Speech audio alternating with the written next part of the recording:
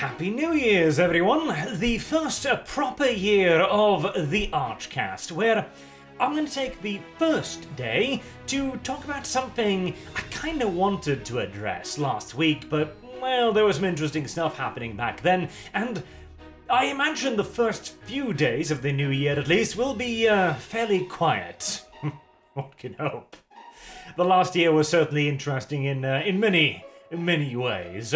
And considering this is my job now, I don't think it should be all that much more quiet in 2022, yet, whilst it's still a little bit more chillaxed.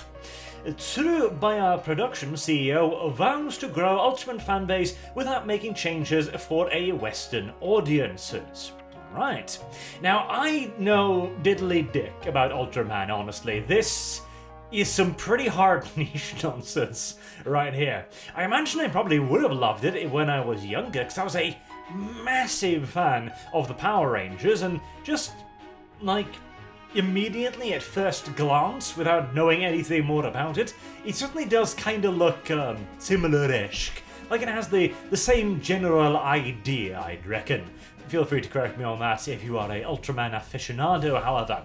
But what I wanted to talk about was not actually even the Ultraman thing at all, but this attitude to stuff instead that is almost uniquely Japanese in the modern world, where they figured, okay, we can grow the fan base without catering to a Western audience, because they finally realized, and to be fair as well, quite a few Japanese companies have known this for a time now, which is why they're still going along with the same old Japanese style of doing things without turning to the more,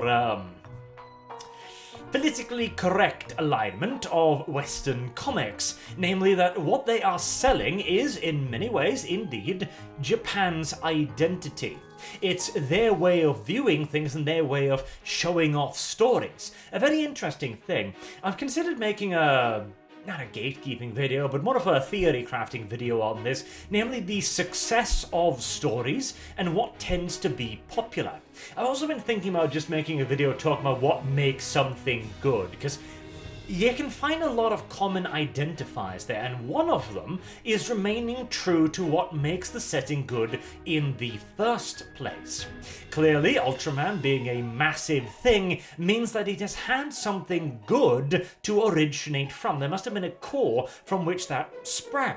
Like Star Wars, for example. If the first Star Wars movie was garbage, 2 and 3 probably would never have existed, and they certainly wouldn't have had an entire universe built around it. Much like 40k came from the idea of making, well, science fiction Warhammer, basically. Just Warhammer in space. Warhammer itself was based on, in large part, Lord of the Rings, of course, which also sprang from inspiration of World War I and various Norse mythological things, and so on, so on, so on. These good things are built on a good core, and they can then spring into life. People will read it, people will watch it, people will love it, and they in turn will spread it. More interestingly too, what makes a thing good? Because there's an interesting part there which is specifically related to the fan base that it creates. Warhammer 40k would never become the thing it is today, on the verge of going mainstream, without the very old and dedicated fans that GW is now trying to get rid of. But anyway, we are wandering way off point here. Because if you look into Japanese entertainment, like one of the most popular genres right now is Isekai.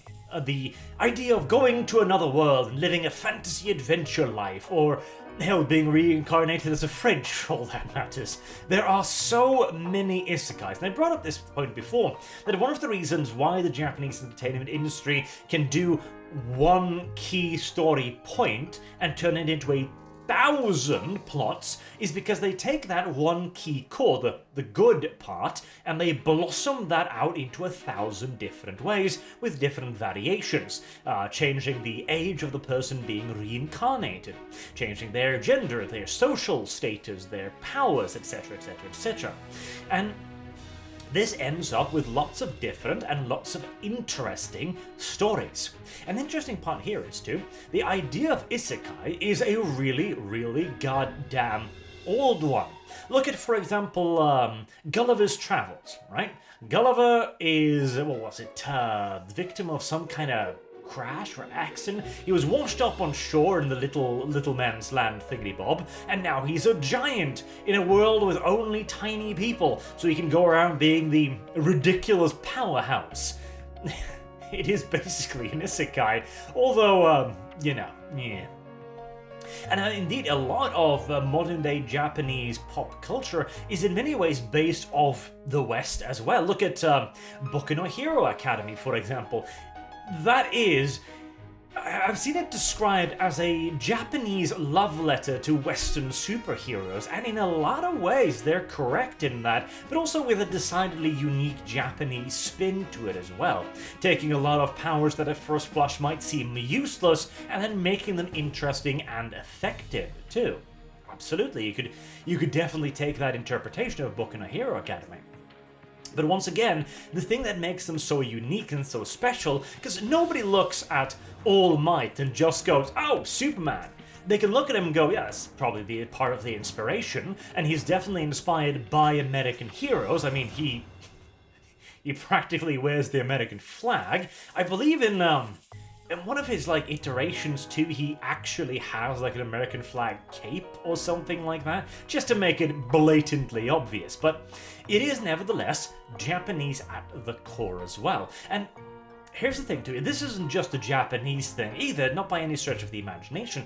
There was once a core American superhero. Superman was a Western superhero. He started out as fairly basic. In fact, most of the heroes did. They were intended as propaganda posters, inspirational stories, really, from World War II, etc. Or they were even intended as just kind of quirky takes on what was popular at the time. For example, Batman started out as a detective, essentially, because detective stories and detective novels were absolutely enormous back then, in the Stone Age, basically. And Batman was a different take on that core concept that then blossomed into many more takes. The problem with Western comics is that it has grown so goddamn stale that there are almost no stories left to tell from any decent perspective, to the point where now we also have people forcing their politics into it. You end up with ridiculous scenarios like Superman being abducted, tortured, and apparently raped for 8 months. Which is a thing now. Superman is abducted, tortured, and raped by regular people, not just humans. Now, I'm assuming there's something more to this story rather than just that, but that is the point that is making the rounds around Twitter at the moment. And here's the thing too. A character like Superman should not be shown in this position because he is Superman.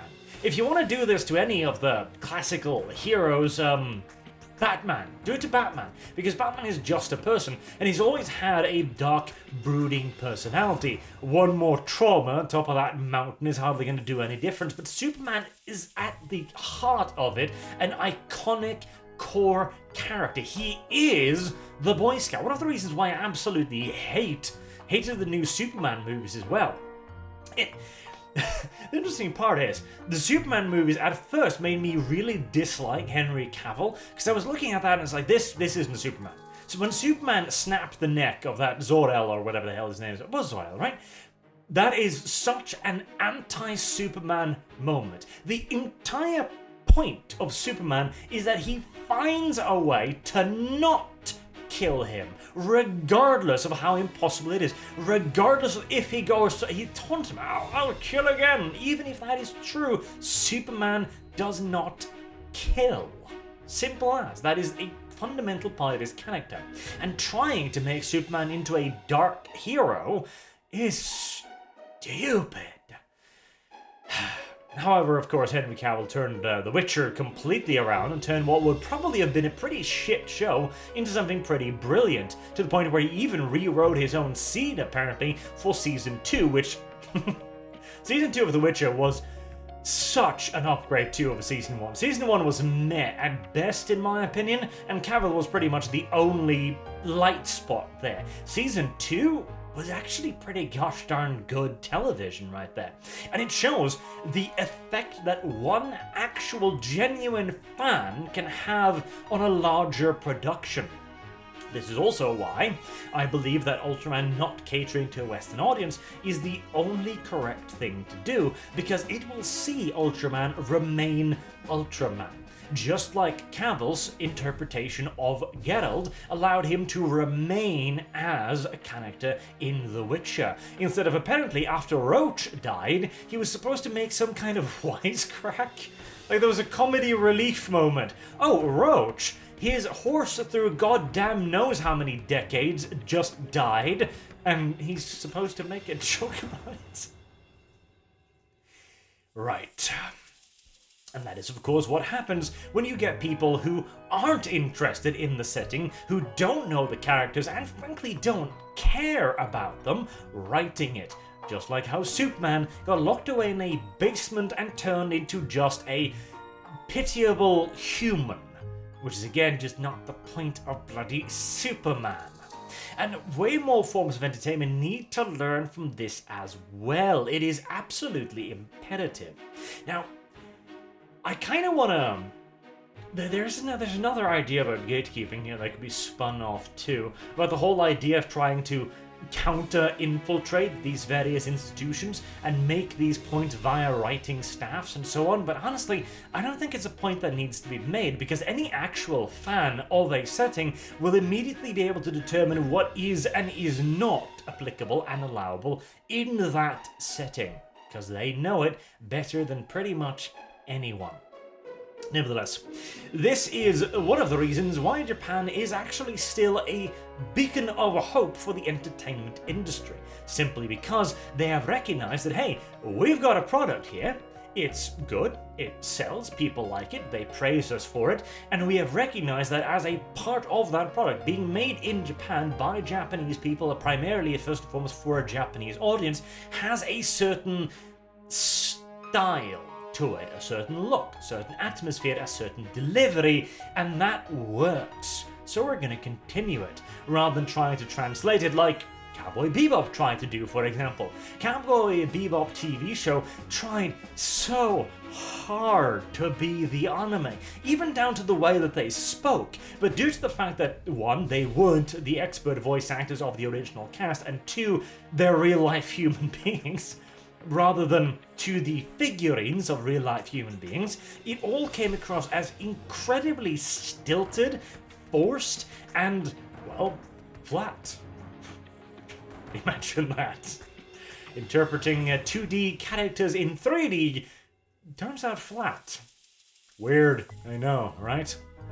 Anywho, consider this just a little bit of a rant for the new year until I'm sure some Blizzard executive is going to hurry up and sexually molest someone any day now. Or maybe we can continue the sexual harassment saga over at Paradox.